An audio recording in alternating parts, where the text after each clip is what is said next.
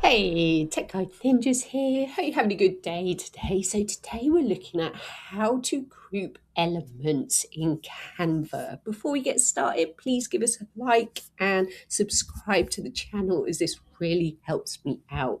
So grouping elements together helps to save you time when you're working on different areas of your design, especially if you're moving elements about, and it can be a bit frustrating trying to realign everything each time.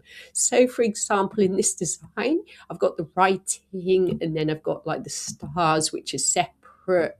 So I can group them together. So when, say I wanted to move the writing up the top, all of the stars will be grouped with it, so it keeps the design together. So to group those elements, I need to first highlight those different elements by dragging and dropping with my mouse, and then this little tab will pop up.